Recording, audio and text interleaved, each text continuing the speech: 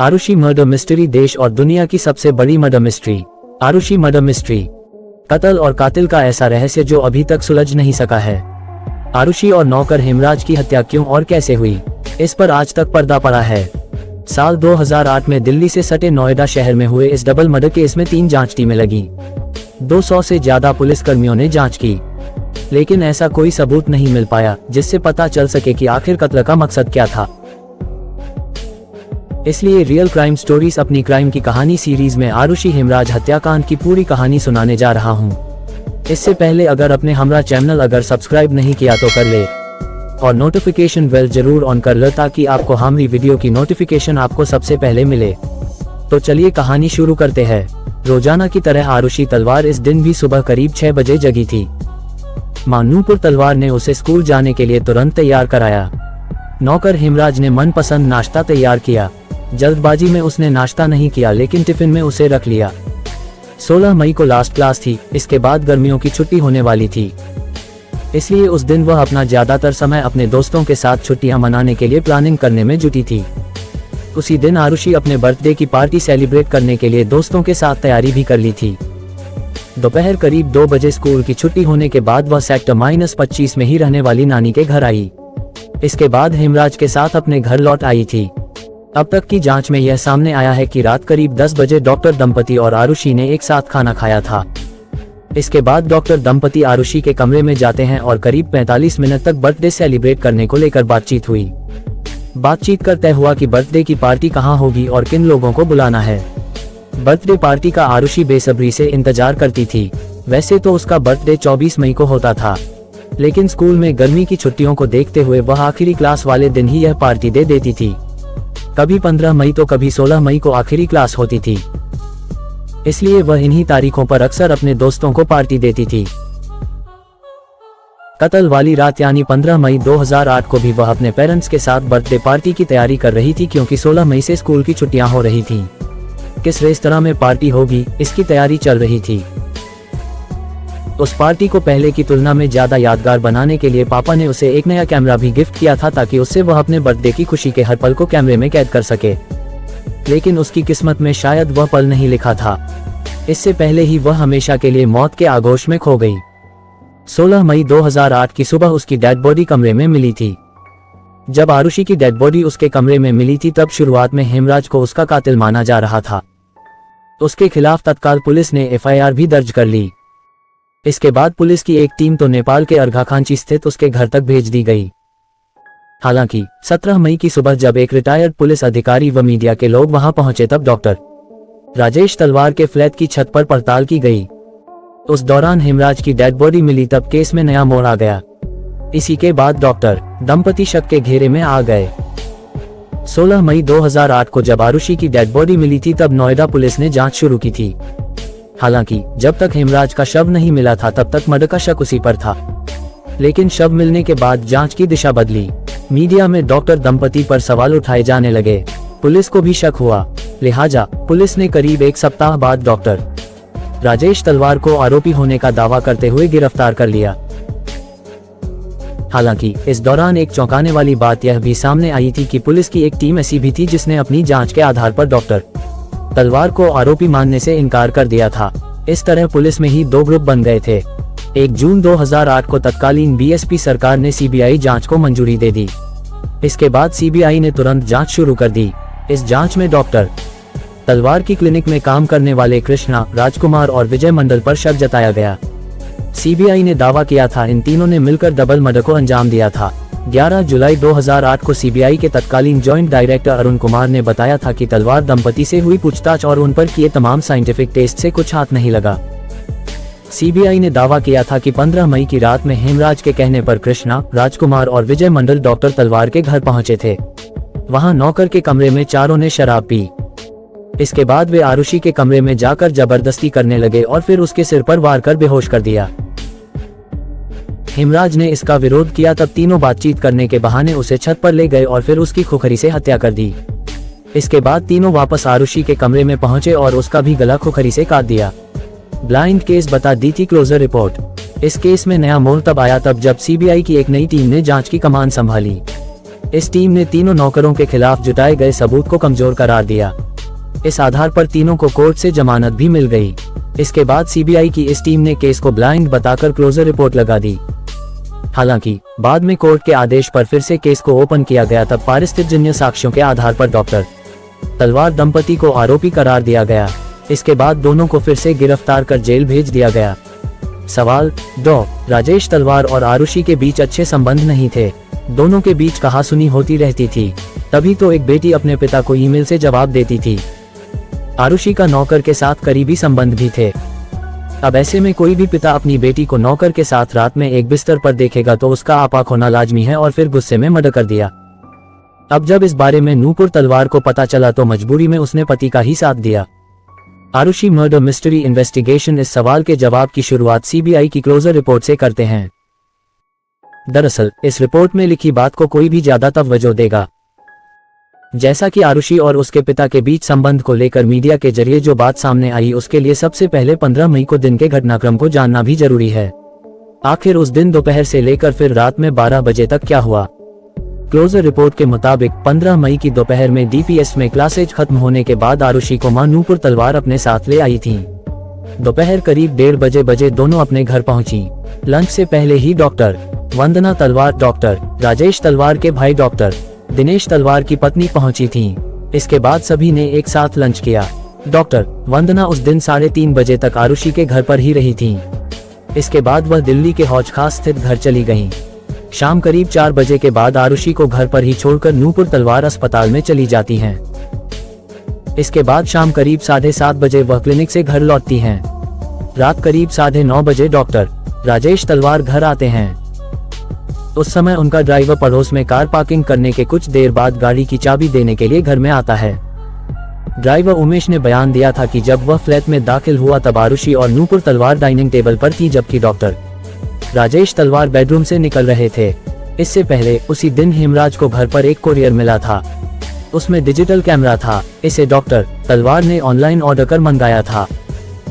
यह कैमरा आरुषि के 24 मई को आने वाले जन्मदिन पर गिफ्ट देने के लिए मंगाया था। माँ बेटी दोनों दिन के बाद आरुषि के कमरे में आ गईं। भले ही कैमरे को बर्थडे पर गिफ्ट देने के लिए मंगाया था, लेकिन उसे दिखाने के लिए कहने पर मां नूपुर खुशी खुशी कैमरा लेकर आरुषि को दे देती है। गिफ्ट देखकर आरुषि काफी खुश हुई और उसने पहले अपने मम्मी पापा की फोटो खींची।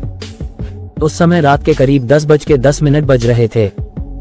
इसके कुछ देर बाद पापा तलवार ने भी आरुषि की फोटो खींची।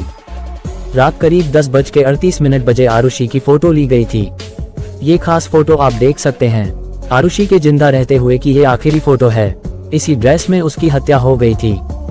जांच के दौरान यह बात सामने आई थी कि 15 मई की रात में डॉक्टर राजेश तलवार ने 11 बजे नूपुर से इंटरनेट का राउटर ऑन कराया था।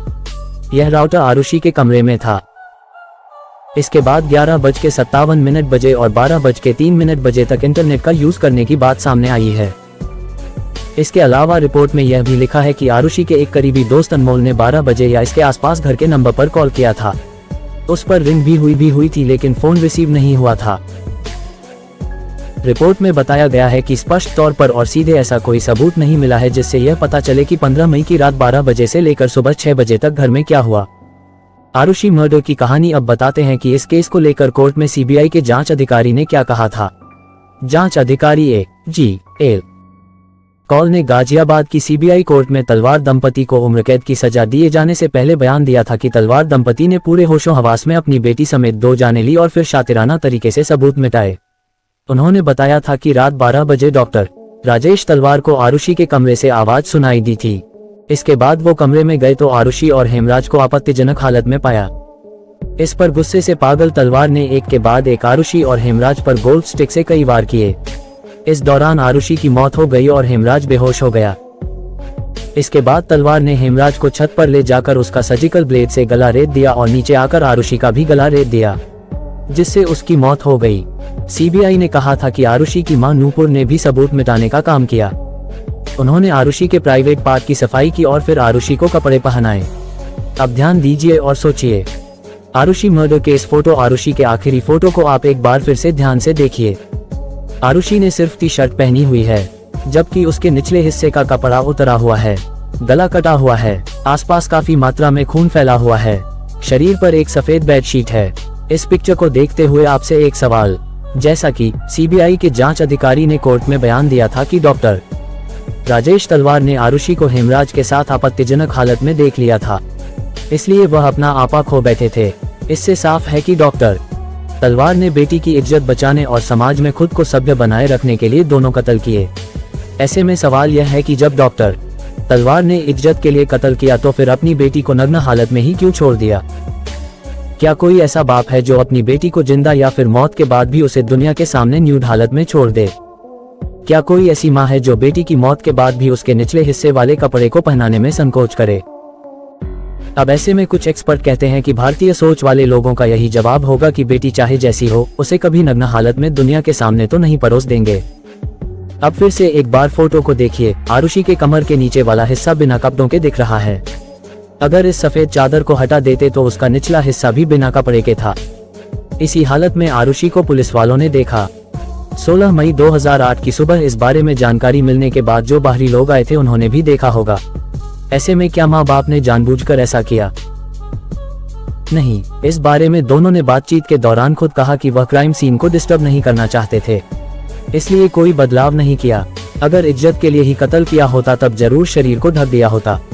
अब दूसरी जो सबसे अहम बात है, आरुषि के दाहिने हाथ को अब काफी ध्यान से देखिए। उसके हथेली वाले हिस्से पर आपको नीला निशाना दिख रहा होगा। अब सोचिए, यह नीला निशान कैसे आया होगा, वह भी दाहिने हाथ पर? दरअसल यह निशान तभी आ सकता है जब उस पर कोई शख्स काफी दबाव डालकर देर तक दबाए रखे, या फिर अगर कोई भारी सामान से हमला करे तो उसे रोकने के लिए आरुषि अपना दाहिना हाथ आगे करे। इससे साफ होता है कि आरुषि ने विरोध किया था। इस विरोध के कारण ही कोई उसके शरीर के ऊपर चढ़ाया और उसके दोनों हाथ पकड़ लिए। चूंकि दाहिने हाथ से आरुषि ने जोर लगाया होगा, इसलिए दूसरे शख्स ने उस पर ज्यादा दबाव डाला होगा। आरुषि के हाथ पर दबाव डालने का निशान किसी व्यक्ति का ही है। इसकी पुष्टि भी सीबीआई की जांच में हुई थी।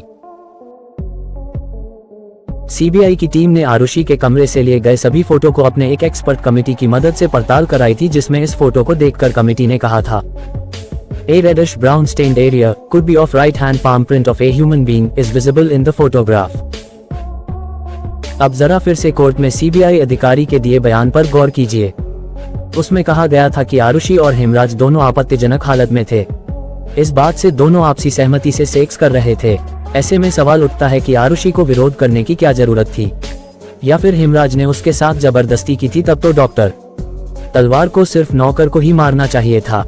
ऐसे में डॉक्टर को अपनी बेटी को सिर्फ बचाना चाहिए था। हालांकि यहाँ सवाल आपके मन में हो सकता है कि हाथ पर नीला निशान पिता डॉक्टर राजेश तलवार के हमले के दौरान भी हो सकता है। उस दौरान भी आरुषि विरोध कर सकती थी। ये हो सकता है, लेकिन क्या आप मान सकते हैं कि कोई अविवाहित लड़की किसी के साथ सेक्स कर रही हो और पिता देख ले तो वह उसका विरोध करने लगेगी या फिर शर्मसार हो जाएगी?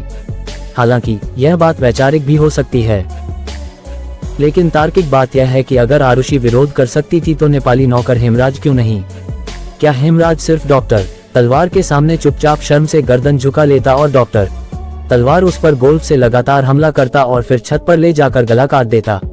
इस दौरान हेमराज खामोश रहता और मरने का इंतजार करता? ऐसा कभी नहीं हो सकता। मौत सामने हो तो कोई भी बचाव करता है। ऐसे में डॉक्टर तलवार और उसकी पत्नी नूपुर तलवार को भी चोट आती, लेकिन ऐसा कुछ नहीं था। इन दोनों तलवार पति पत्नी पर कोई खरोंच का निशान नहीं मिला था। वहीं जब छत पर से दोनों माता पिता लौटते तो क्या आरुषि उसी कमरे में बेड पर लेटकर इंतजार करती रहती या फिर जान बचाने के लिए कहीं छुपने का प्रयास करती? यदि ऐसा होता तो आरुषि का मर्डर उसके कमरे में बेड पर लेटे हुए नहीं होता, बल्कि हॉल या बाथरूम या अन्य किसी स्थान पर उस पर हमला हुआ होता। पर ऐसा नहीं है। फोटो से साफ है कि आरुषि पर हमला उसके कमरे में ही बेड पर सोते समय हुआ था। इस तरह जाहिर है कि यह फोटो ही उस रात की घटना का सबसे ज्यादा और विश्वसनीय साक्ष्य है, जिसे पुलिस हो या सीबीआई की टीम दोनों ने अनदेखा कर दिया। आरुषि मर्डर के इस फोटो को 15 मई की रात 10:38 पर लिया गया था। इस फोटो को आरुषि के पिता डॉक्टर तलवार ने लिया था। इससे पहले फैमिली के तीनों मेंबर ने कई फोटो लिए थे। इस फोटो को देखकर आपको क्या लगता है कि आरुषि खुश नहीं है, किसी तरह की टेंशन में है? पहले की जांच में नोएडा पुलिस ने क्या कहा था, सीबीआई ने क्या कहा और दोनों तलवार दंपति ने मीडिया को क्या बयान दिया, सब कुछ भूल जाए। बस फोटो को देखिए, क्या दिख रहा है? एक हल्की सी मुस्कान के साथ लड़की, थोड़ा सिर झुकाए, दरअसल आरुषि जब खुश होती थी तब अपने गले को थोड़ा झुकाकर फोटो खिंचवाती थी। इस फोटो में भी ऐसा ही है। ऐसे में क्या लगता है कि उसे पहले से किसी तरह की टेंशन थी या फिर वह परेशानी में थी। लेकिन कई बार मीडिया में यह बात सामने आई थी कि आरुषि और उसके पिता के बीच अनबन चल रही थी। दोनों में टेंशन थी, जिसके बाद इस वारदात को अंजाम दिया गया। इस टेंशन को लेकर एक आरुषि की ईमेल का भी जिक्र किया गया था। इस ईमेल को आरुषि ने अपने पापा राजेश तलवार को भेजा था, जिसे लेकर पुलिस ने दावा किया था कि आरुषि ने लिखा था कि वह ऐसा कुछ करना चाहती थी जिसे उसके पापा पसंद नहीं करते थे। Aarushi email to father Rajesh Talwar. Police ने यह भी कहा था कि आरुषि ने लिखा था कि I want do it again. दरअसल आरुषि को इस ईमेल को लिखने की वजह यह थी कि वह बिना बताए फिल्म देखने चली गई थी, जिसे लेकर जाहिर सी बात है कि कोई भी पेरेंट्स नाराज हो जाते। ऐसे में डॉक्टर राजेश तलवार भी नाराज हो गए थे, जिसका जवाब आरुषि ने मजाकिया अंदाज में लिखा था। इस बात का मैंने पहले ही जिक्र कर दिया है। यही वजह है कि ईमेल के आखिर में आरुषि ने यह भी लिखा था, लॉल्स, इंप्रेशन जमाने के लिए ऐसा करना पड़ता है। अब भला सोचिए, जैसा कि इस ईमेल को लेकर नोएडा पुलिस टीम ने दावा किया था कि आरुषि ने इसे सेक्स करने को लेकर लिखा था। मसलन वह ऐसे रिलेशन बनाती थी तो उसके पापा नाराज थे। यही वजह है कि आरुषि ने इस नाराजगी का जवाब आमने सामने होकर देने के बजाय ईमेल के जरिए दिया था। मगर आप सोचिए कि कोई भी लड़की सेक्स की बात वो भी अपने पिता से करेगी तो आखिर में क्या लिखेगी, लाफिंग आउट लाउड .lol। अब आप खुद ही अंदाजा लगाइए कि क्या सच रहा होगा, सेक्स की बात या फिर फिल्म वाली।